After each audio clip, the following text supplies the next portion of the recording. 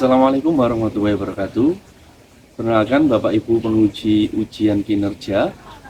Saya Erik Maulana saat ini tercatat sebagai mahasiswa PPG dalam jabatan kategori 2 tahun 2022 di Universitas Negeri Jember. Nah, hari ini saya akan melakukan kegiatan pembelajaran dalam rangka ujian kinerja PPG dalam jabatan kategori 2 tahun 2022.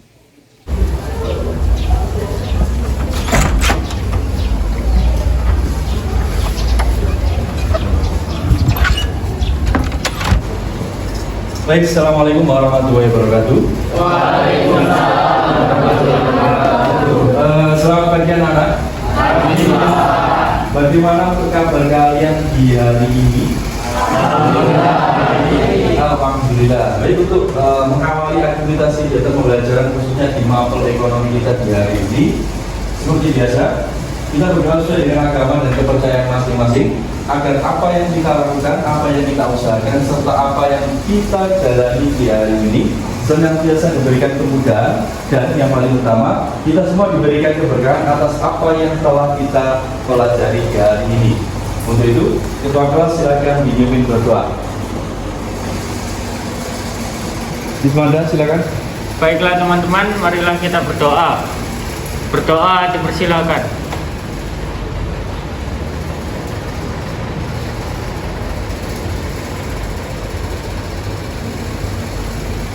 Berdoa dapat dicukupkan. Baik, setelah ini akan saya absen dulu ya.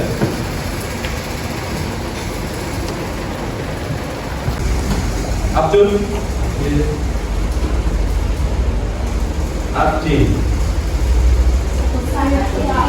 Sakit, Aldi, kedua, Andi, Aryo, bagian sekarang Bintang, Dewi. Dewi ini sakitnya sudah berapa hari? Kemarin. Berarti 2 hari dengan hari ini ya? Fadli, Zakia, terakhir Lufi. Jul, pertemuan terakhir kamu tidak hadir. Kemana Jul? Izin keperluan izinnya. Undangan apa Jul? Undangan pernikahan. Undangan pernikahan. Kamu sudah dapat undangan pernikahan Jul? Itu yang disuruh itu Pak Haji. Oh, undangan untuk tanggapan berarti itu ya. Oh iya, sekedar mengingatkan kembali, saat ini seperti yang kita ketahui bersama bahwasanya saat ini sudah mulai memasuki musim penghujan, yang mana setiap sore bisa dikatakan sudah yuk. Oleh sebab itu saya berpesan kepada kalian semua, ketika berangkat sekolah hendaknya kalian kalau bisa membawa payung dan jas. Harapannya ketika kalian pulang sekolah dengan keadaan hujan, kalian tidak bau, sehingga kalian tidak terganggu kesehatan fisiknya akibat bau. Serta jangan lupa untuk menjaga dan kalau bisa menambah asupan nutrisi kebutuhan, baik itu makan dan minumnya, terlebih kebutuhan kaitannya dengan istirahatnya. Harapannya ketika kegiatan pembelajaran kalian tetap bisa mengikuti kegiatan pembelajaran setiap harinya dengan keadaan dan kondisi sehat dan fit. Jelas, anak-anak? Baik, sebelum kita mulai ke pembahasan materi kita di hari ini, saya ingin sedikit mereview kembali terkait dengan materi kita, materi yang sudah kita pelajari bersama-sama di pertemuan sebelumnya atau pertemuan terakhir kita. Coba salah satu dari kalian ada yang masih ingat untuk pertemuan terakhir kita, materi apa yang kita pelajari atau kita bahas di pertemuan itu? Silakan angkat tangan. Saya Pak. Ya silakan itu. Jadi untuk pertemuan terakhir kita membahas pertumbuhan dan pembangunan ekonomi Pak. Iya betul sekali. Jadi untuk pertemuan terakhir kita, materi yang kita bahas yaitu berkaitan dengan materi pertumbuhan dan pembangunan ekonomi. Itu masih ingat apa itu definisi dari pertumbuhan ekonomi? Iya Pak, masih ingat. Apa itu? Jadi pertumbuhan ekonomi merupakan suatu proses kenaikan produksi dari suatu perekonomian yang diwujudkan dalam bentuk kenaikan pendapatan nasional. Baik, betul sekali jawaban atau pemaparan materi di pertemuan terakhir dari Tito. Jadi untuk materi pertemuan terakhir kita yaitu membahas kaitannya materi terkait dengan pertumbuhan dan pembangunan ekonomi. Ada yang masih ingat seperti apa cara menghitung laju pertumbuhan ekonomi? Ayo Pak. Silakan Jul. Sesuai dengan definisi pertumbuhan ekonomi sendiri kan suatu gambaran yang menggambarkan adanya kenaikan dari pendapatan nasional pada suatu periode tertentu.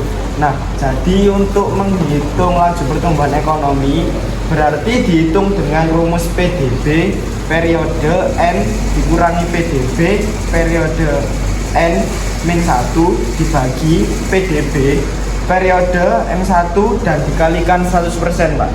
Jadi betul sekali untuk menghitung laju pertumbuhan ekonomi yang sebelumnya kita bahas bersama-sama, rumus yang dipergunakan yaitu ada bisa menggunakan data terkait dengan PDB, bisa juga menggunakan data terkait dengan PNB.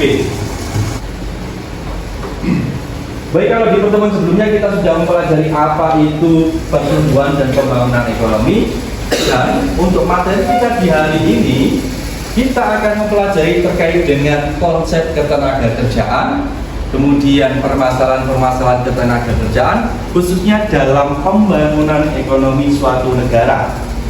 Materi ini tidak kalah penting dengan materi-materi yang sudah kita pelajari sebelumnya, karena dengan mempelajari materi ini secara tidak langsung kita juga akan mempelajari kaitannya dengan posisi kita nanti di dalam suatu negara, khususnya ketika nanti kita sudah lulus SMA. Adapun tujuan pembelajaran kita di hari ini yaitu yang pertama bisa kalian lihat di depan. Belakang terlihat jelas untuk tampilan yang ada di depan ini.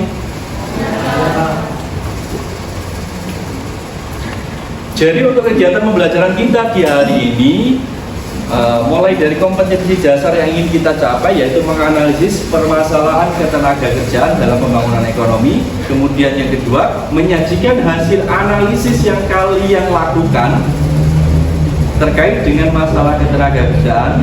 Kemudian yang terakhir, kalian diminta nanti itu menyajikan hasil analisis tersebut. Itu terkait dengan KD-nya atau kompetensi dasarnya. Sedangkan untuk indikator pencapaian kompetensinya terdiri dari pertama, menganalisis masalah ketenagakerjaan dalam pembangunan ekonomi. Yang kedua, menemukan upaya atau solusi dalam meningkatkan kualitas tenaga kerja. Dan yang terakhir, menyajikan hasil analisis masalah ketenagakerjaan dalam pembangunan ekonomi dan cara di dalam mengatasinya. Kemudian untuk tujuan pembelajarannya sendiri, yang pertama, melalui penggunaan model pembelajaran problem based learning atau PBL, harapnya kalian semua dalam hal ini peserta didik, pertama, mampu menganalisis masalah ketenagakerjaan dalam pembangunan ekonomi. Yang kedua, menemukan solusi atau upaya di dalam meningkatkan kualitas tenaga kerja. Dan yang ketiga, menyajikan hasil analisis yang sudah kalian lakukan kaitannya dengan masalah ketenagakerjaan dalam pembangunan ekonomi dengan penuh tanggung jawab, kerja keras, toleransi, dan kerjasama. Jadi itu tadi terkait dengan KD, indikator, dan tujuan pembelajaran kita di hari ini. Nah, sebelum saya menjelaskan terkait dengan materi ketenagakerjaan, silakan simak baik-baik satu video yang akan saya tayangkan berikut ini.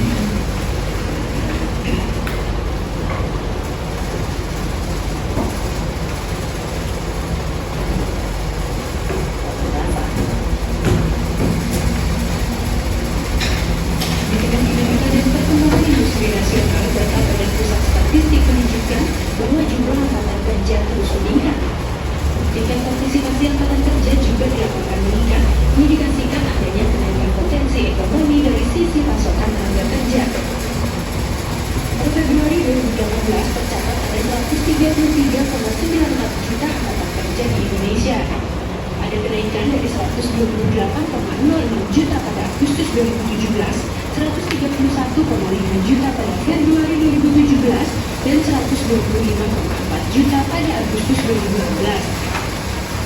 Ada penambahan hingga lebih dari 10 juta orang angkatan kerja sejak Agustus 2014.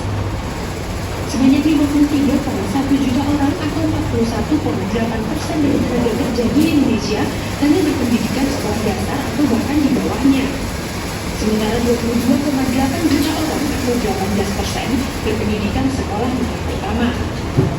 Hanya 9,2% yang berpendidikan tingkat universitas dan 2,75% dengan pendidikan D1, D2 atau D3. Dari segi efisiensi pasar tenaga kerja, Swiss tercatat menjadi negara dengan tingkat efisiensi paling tinggi di dunia. Singapura, Amerika Serikat, Hong Kong, dan Selandia Baru berturut-turut ada di peringkat 2 hingga 5. Indonesia berada di peringkat 96, tertinggal dari Thailand yang berada di posisi 65, Vietnam peringkat 57, Kamboja 48, Brunei 47, Laos 36, dan Malaysia peringkat 26. Sementara dari sisi produktivitas dan upah tenaga kerja, Swiss juga menempati peringkat paling atas, disusul Singapura, Amerika Serikat, Uni Emirat Arab, dan Malaysia. Indonesia tercatat berada di peringkat 22, lebih baik dibandingkan Filipina di peringkat 43, Laos 45, Thailand 47, Kamboja 64, dan Brunei di posisi ke-67.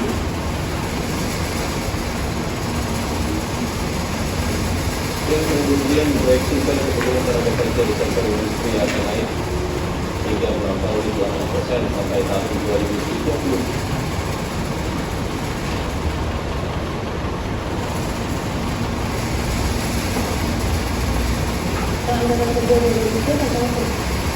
Nah, itu tadi untuk video pertama. Ada yang bisa memberikan gambaran informasi apa yang kalian tangkap dari melihat dan menyaksikan video di pertama tersebut?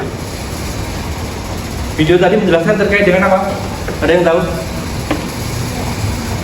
Menjelaskan tentang yang keras. Menjelaskan tentang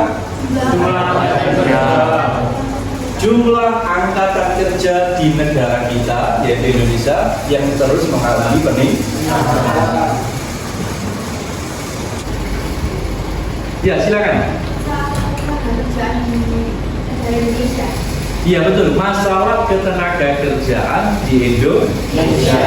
Jadi kalau video pertama tadi berkaitan dengan posisi keadaan ketenaga kerjaan di Indonesia, yang mana angkatan kerja senantiasa mengalami peningkatan.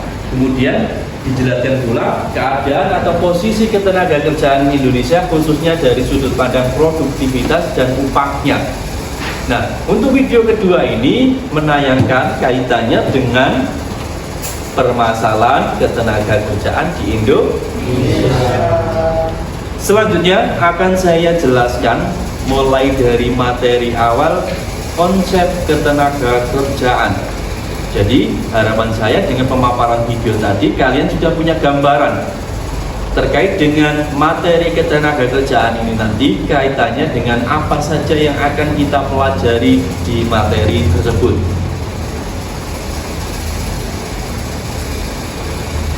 Silakan simak baik-baik materi yang ada di depan, yang mana materi tersebut akan saya coba jelaskan singkat.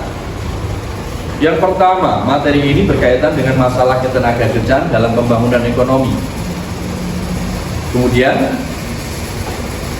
ada suatu bagian yang membagi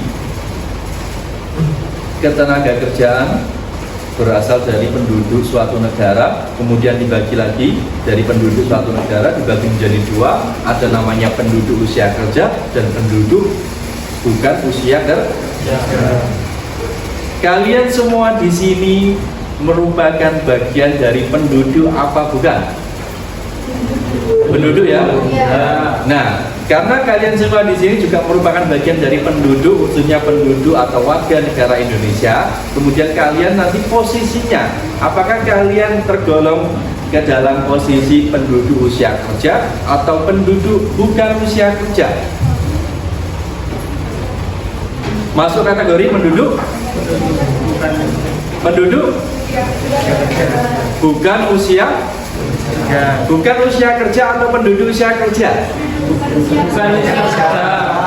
Penduduk bukan usia kerja. Nah, betul sekali. Lebih tepatnya penduduk usia kerja. Nah, usia kerja yaitu penduduk yang mana usianya 15 tahun sampai dengan 65 tahun. Berarti kalian di sini kan sudah di atas 15 tahun kan? Ya. Sehingga kategori kalian di sini merupakan penduduk yang masuk usia kerja. Tingkat pengangguran yang tinggi.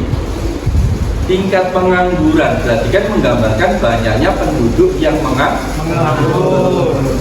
Yang kedua, jumlah angkatan kerja yang tinggi. Angkatan kerja tadi apa definisinya? Yaitu bagian dari penduduk suatu negara yang mana dia usahanya sudah masuk kategori usia kerja 15 tahun sampai dengan 65 tahun, yang berpartisipasi aktif di pasar tenaga kerja. Itu angkatan kerja.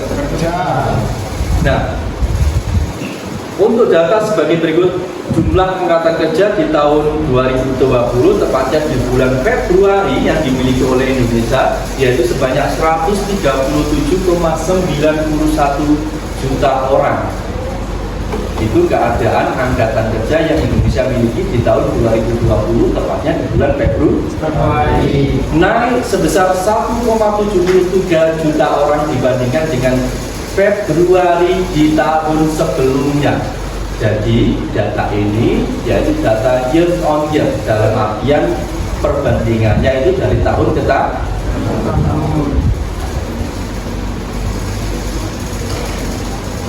Kemudian permasalahan berikutnya yaitu kaitannya dengan tingkat pendidikan dari tenaga kerja yang dirasa rendah. Dikatakan tingkat pendidikan rendah berarti mayoritas tenaga kerja yang dimiliki Indonesia dia pendidikannya masih rendah. Masih banyak tenaga kerja ataupun angkatan kerja yang tingkat atau pendidikannya itu hanya lulusan SMA saja. Sebagai berikut data menyajikan keadaan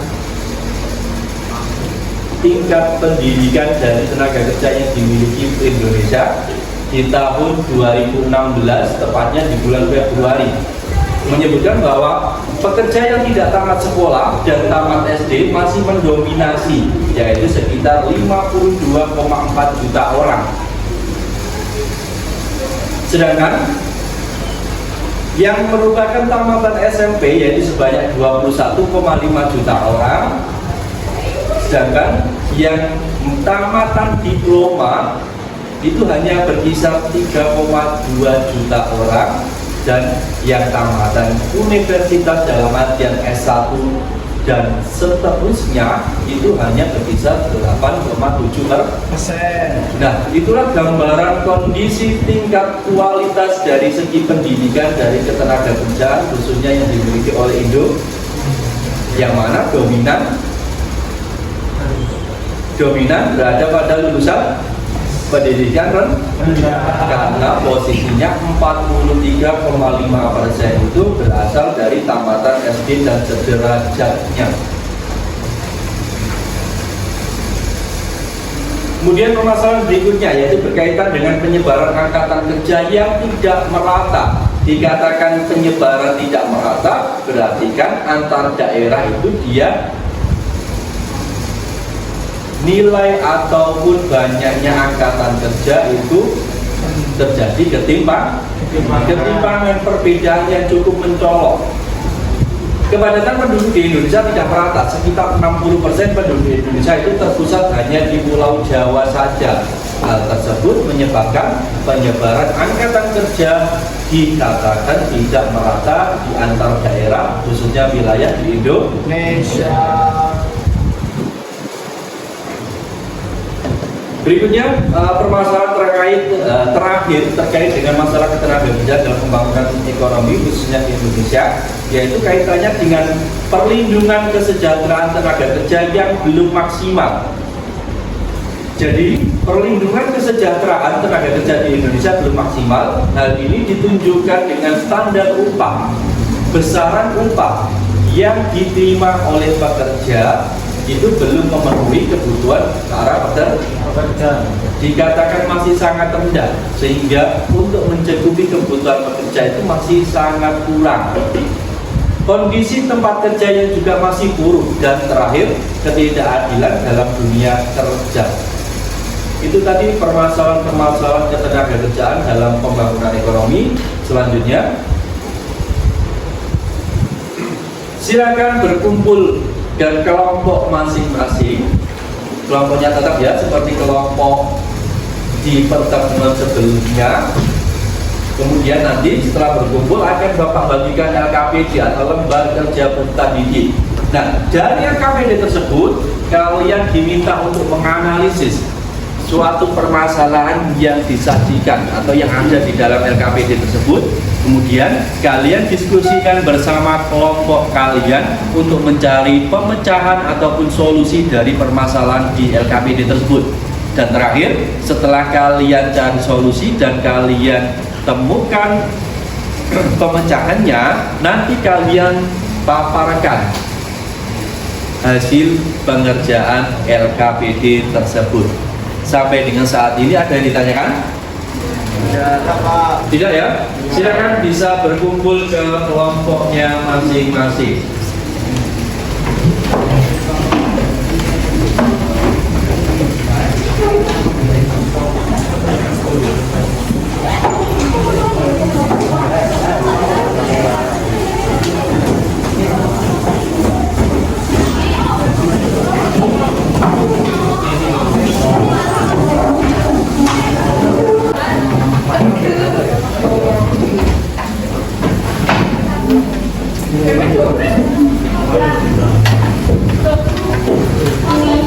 Kelompok 1, kelompok 2, 3, 4, dan seterusnya. Sudah bagaimana? Sudah berkumpul ke kelompoknya masing-masing? Berikutnya akan saya bagikan LKPD atau lembar kerja peserta didik. Nah, dari LKPD tersebut, seperti yang saya katakan di awal tadi, di situ ada permasalahan yang kalian diminta untuk mencari solusi atau penyelesaiannya. Silakan nanti kalian diskusikan dengan kelompok kalian masing-masing.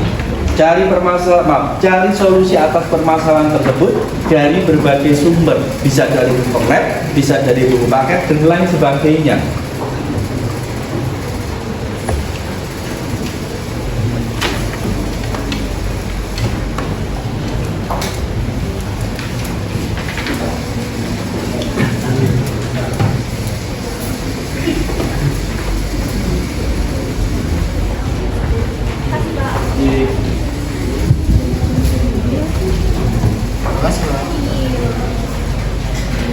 Sudah dapat semua ya masing-masing kelompok? Silakan kerjakan, diskusikan, dan selesaikan LKPD yang sudah kalian terima itu tadi.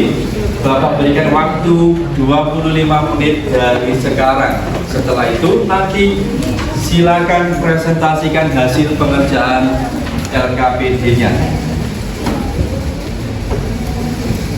Gimana kawan?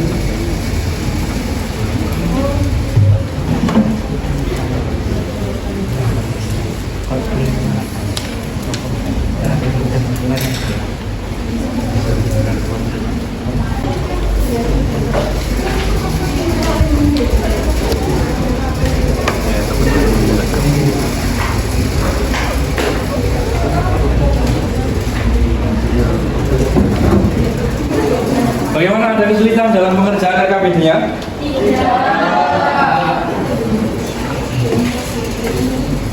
Jadi di sini kan, jadi permasalahannya ada di sini. Silakan kalian selesaikan atau cari alternatif solusinya, baik itu dari internet maupun dari buku paket kalian masing-masing. Kerjakan secara bersama-sama. Jadi jangan hanya 1-2 orang saja yang mengerjakan. Jelas ya? Kalau ada pertanyaan silakan ditanyakan.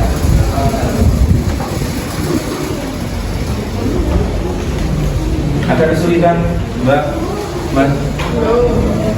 Silakan kerjakan berkelompok ya.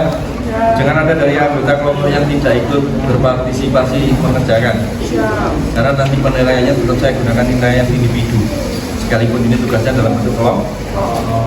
sebelum saya menunjuk secara langsung, saya tawarkan dulu, adakah dari kalian yang mau menawarkan kelompoknya untuk mempresentasikan hasil pekerjaan LKPD-nya secara sukarela terlebih dahulu? Silakan. Kalau saya Pak. Silakan kelompok Yazkia, kelompok 2 ya. Ya. Kelompok yang lain, silakan perhatikan dan simak baik-baik pemaparan hasil pekerjaan LKPD dari kelompok 2 yang diwakili oleh Yazkia. Silakan Yazkia. Baik, Bapak, terima kasih untuk kesempatannya. Assalamualaikum warahmatullahi wabarakatuh. Di sini saya sebagai perwakilan dari kelompok 2 akan memaparkan hasil diskusi terkait pekerjaan LKPD yang telah dilakukan. Yang mana kelompok kami telah membahas permasalahan tingginya angkatan kerja. Sesuai dari penjelasan Pak Erik di awal, bahwasanya angkatan kerja adalah penduduk usia kerja 15 tahun ke atas yang sudah mampu bekerja guna menghasilkan barang atau jasa, baik yang sudah bekerja, belum bekerja, atau sudah mencari kerja. Lalu, mengapa angkatan kerja ini menjadi suatu masalah? Berdasarkan hasil analisis dari kelompok 2, sebenarnya angkatan kerja yang dimiliki suatu negara bisa menjadi faktor pendorong pembangunan ekonomi karena angkatan kerja merupakan bagian dari SDM yang seperti kita ketahui dan dibahas bersama di materi sebelumnya bahwa salah satu faktor penunjang keberhasilan pembangunan ekonomi suatu negara adalah SDM. Akan tetapi, di satu sisi, angkatan kerja itu menjadi suatu masalah apabila jumlah angkatan kerja yang dimiliki oleh satu negara itu tidak sebanding dengan jumlah kesempatan kerja yang diwakili oleh sejumlah lowongan pekerjaan. Ketika jumlah angkatan kerja lebih besar dari jumlah kesempatan kerja, maka selisih atau sisa dari angkatan kerja yang tidak diserap oleh kesempatan kerja yang ada akan menjadi pengangguran. Dan lebih jauh lagi, banyaknya pengangguran akan meningkatkan beban yang ditanggung oleh negara dan tentunya menghambat proses pembangunan ekonomi suatu negara. Jadi, itu adalah kesimpulan dari hasil diskusi kelompok kami terkait dengan tema permasalahan tingginya angkatan kerja. Baik, Pak Erik. Baik, terima kasih. Bagus sekali pemaparan dari kelompok 2 yang diwakili oleh Yazkia. Selanjutnya adakah dari kelompok lain yang mengajukan pertanyaan yang ditujukan ke kelompok 2 terkait dengan hasil diskusi dan yang disampaikan oleh Yazkia barusan? Silakan. Saya Pak, Silakan Pak Laila. berdasarkan pemaparan tadi, menurut kelompok kalian, upaya atau langkah apa yang bisa dilakukan untuk mengatasi permasalahan tersebut? Bentar, sebelum dijawab, jadi untuk saya simpulkan dulu pertanyaan dari kelompok 1 yang diwakili oleh Fatah Hilal. Jadi untuk kelompok 2, karena kelompok 2 tadi kebagian permasalahan yaitu terkait dengan tingginya angkatan kerja yang dimiliki oleh suatu. Nah, kemudian kalian juga sudah memaparkan keadaan permasalahan terkait dengan tingginya angkatan kerja tadi. Nah, Fatah Hilal selaku perwakilan dari kelompok 2 menanyakan solusi apa terkait dengan permasalahan tingginya angkatan kerja yang dimiliki oleh suatu negara. Bisa dipahami dengan jelas maksud pertanyaan dari Fatah Hilal betul? Silakan bisa langsung dijawab atau mungkin didiskusikan dulu dengan kelompoknya. Langsung dijawab saja. Langsung silakan. Jadi gini, terkait upaya atau langkah yang bisa dilakukan untuk mengatasi permasalahan tingginya angkatan kerja yang tidak sebanding dengan jumlah kesempatan kerja, salah satunya dengan meningkatkan kesempatan kerja melalui perluasan dan peningkatan kesempatan kerja yang sudah ada, membuka kesempatan baru, sampai dengan memberikan pelatihan-pelatihan kepada angkatan kerja yang tidak diserap, agar mereka mampu menciptakan kesempatan kerja baru dengan berwirausaha. Seperti itu, Pak. Baik, terima kasih atas respon maupun jawaban dan tanggapan dari Yazkia atas pertanyaan dari Fatah Hilal. Bagaimana Fatah Hilal? Sudah cukup jelas atau mungkin ada pertanyaan susulan terkait dengan respon dan jawaban dari Yazkia barusan? Bisa Pak, sudah jelas. Jadi upaya yang bisa dilakukan untuk mengatasi tingginya angkatan kerja yang tidak terserap oleh kesempatan kerja tadi, yaitu dengan meningkatkan kesempatan kerja itu sendiri, gitu ya Pak? Ya, betul sekali. Contoh sederhananya begini Pak Thailand. Jadi misalnya kalau angkatan kerja itu ternyata lebih besar jika dibandingkan dengan lowongan atau kesempatan kerja, kan berarti tidak seluruh angkatan kerja tadi terserap oleh kesempatan kerja. Nah, sisanya ini nanti memungkinkan dia jadi pengangguran. Nah, cara atau solusi yang bisa dilakukan yaitu dengan jalan memberikan pelatihan-pelatihan kepada para tenaga kerja atau angkatan kerja tadi, baik itu pelatihan-pelatihan keahlian-keahlian khusus seperti contohnya memberikan pelatihan mereparasi peralatan elektronik. Kemudian bisa juga memberikan pelatihan terkait dengan bagaimana membuat suatu kerajinan. Harapannya para angkatan kerja yang tidak terserap tadi itu, dia bukan hanya mencari kesempatan atau lowongan kerja, bahkan dia bisa menciptakan yang namanya lowongan pekerjaan, karena dia bisa berwirausaha dengan membuka tadi, sehingga dengan dia mampu membuka usaha baru tadi, dia bisa memunculkan lowongan atau kesempatan baru untuk diisi oleh para pencari tenaga kerja. Baik, untuk yang lainnya semuanya, adakah yang masih ingin ditanyakan terkait dengan kelompok 2? Ada lagi nggak? Sudah cukup jelas ya? Baiklah, kalau tidak ada pertanyaan lagi, pojok utara bisa didengarkan? Bisa. Jangan fokus dengan aktivitasnya sendiri ya. Baik, saya ulangi lagi. Kalau memang tidak ada lagi yang ditanyakan, berarti untuk kelompok 2 sudah bisa memahami apa itu konsep ketenaga kerjaan serta permasalahan-permasalahan ketenaga kerjaan dalam pembangunan ekonomi. Berikutnya, silakan untuk KPD-nya dikumpulkan di saya.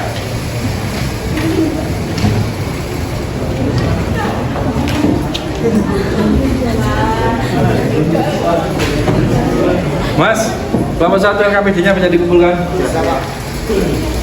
Kelompok 2 Y, kelompok 3 Y.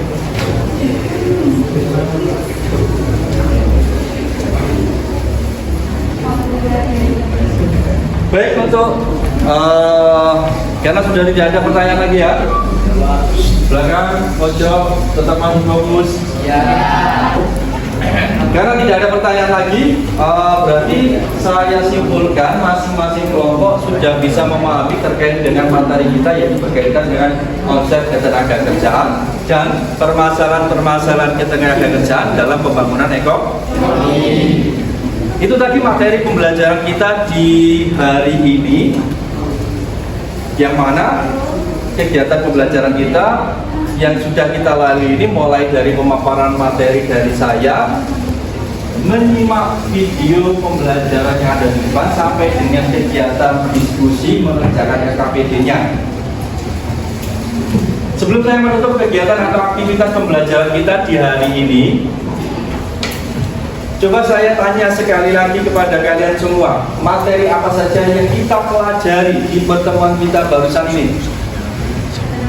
Materi terkait dengan yang kelas ini, materi terkait dengan Tentang definisi ketenaga kerjaan. tentang definisi ketenaga Kerjaan. Selain hanya sekedar definisi, masa tadi banyak banget materinya yang lebih. Sama kita mempelajari tentang angkatan kerja, kesempatan kerja sampai permasalahan ketenaga kerjaan. Permasalahan ketenaga kerjaan dalam pembangunan ekonomi. Jadi betul sekali jawaban dari Yulfi. Selanjutnya, untuk mengukur capaian pembelajaran kalian di pagi hari ini, Bapak sudah menyiapkan soal evaluasi yang saya sudah kirimkan di Kuiper. Untuk itu silakan kalian login ke akun Kuiper masing-masing dan kerjakan dengan baik soal evaluasi yang ada di Kuiper tersebut.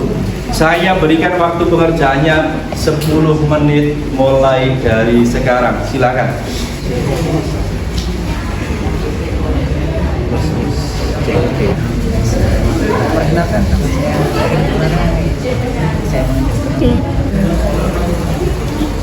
Baik, sudah waktu pengerjaan soal evaluasi melalui papernya sudah habis ya. Ada yang masih belum selesai mengerjakan soal evaluasinya? Sudah selesai semua kan? Sudah bisa dilihat dan tampil hasil pengerjaan nilainya kan? Coba saya tanya Julfi, dapat berapa Jul hasil pengerjaan soal evaluasi kamu Jul? Saya tadi dapat 85. Dapat?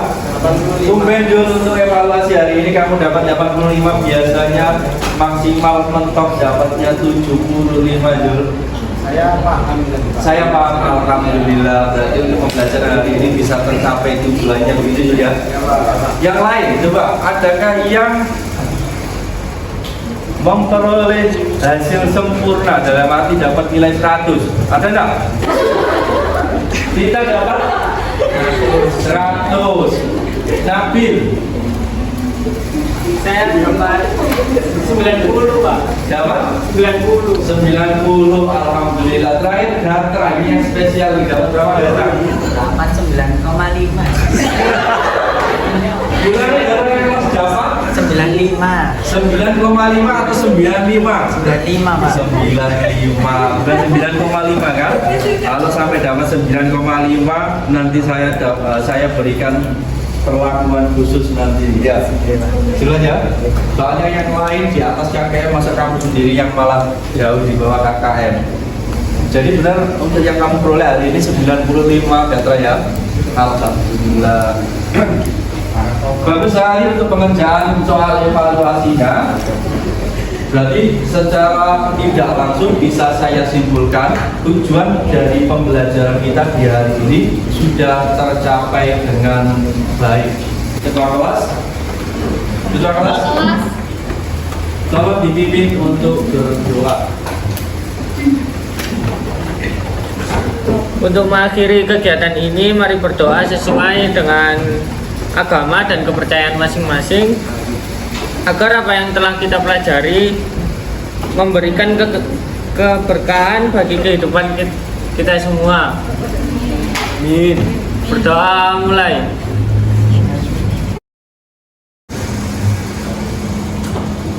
Berdoa selesai. Baik, terakhir pesan saya sekali lagi, tetap jaga kondisi kesehatan dan jangan lupa bahagia. Saya akhiri untuk pertemuan kita di hari ini. Kurang lebihnya mohon maaf apabila ada tutur kata yang tidak berkenan di hati kalian. Saya akhiri. Assalamualaikum warahmatullahi wabarakatuh. Waalaikumsalam warahmatullahi wabarakatuh.